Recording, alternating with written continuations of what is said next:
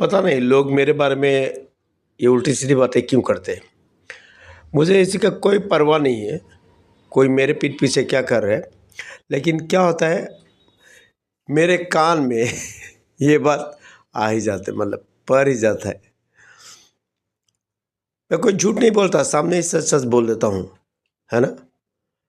मेरे जीवन में क्या हो रहा है, क्या हुआ था और क्या होने वाला है, ये सब फिर भी मेरे मुंह से सुनने के बावजूद भी लोग दूसरे से पूछते हैं, ये आदमी कैसा है, क्या है, ऐसा क्यों है, किस लिए ऐसा हुआ, पता नहीं।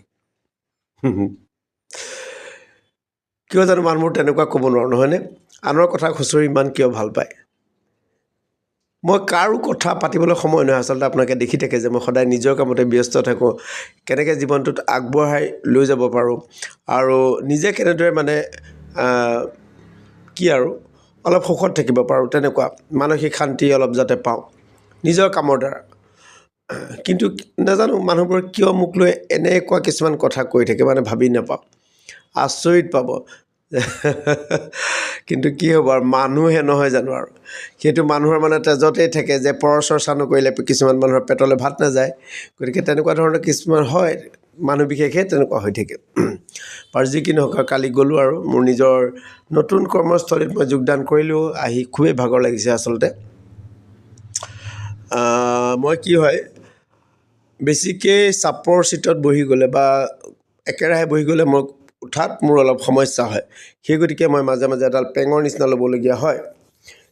যোৰহাটত সেইটো মোৰ প্ৰয়োজন নহয়, যিহেতু মই ইমান সময় বহি নাথাকোঁ বা ইমান তেনেকৈ গাড়ীত নাযাওঁ, কিন্তু বাহিৰলৈ গ'লে তেনেকুৱা এটা অৱস্থা হয়। সেই গতিকে মই এডাল পেং লৈ যাবলগীয়া হয় মাজে সময়।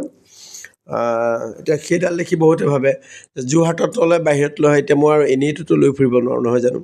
প্ৰয়োজন সাপেক্ষে মই ল'বলগীয়া হয়, নহয়। আৰু এডাল মোৰ সৰু ষ্টিকো আছে, সেইডালো মই লৈ যাওঁ কেতিয়াবা। গতিকে উপায় নাই, নহয় জানো। কিমান মানুহক কৈ থাকিব মোৰ এনেকুৱা হৈছিল, তেনেকুৱা হৈছিল, এইটো হৈছিল, আমুক চিকিৎসা কৈ আমনি লাগিলে। ব্লগ যিসকলে চাইতো গমেই পাই, নোচোৱাসকলে সুধি থাকে আৰু।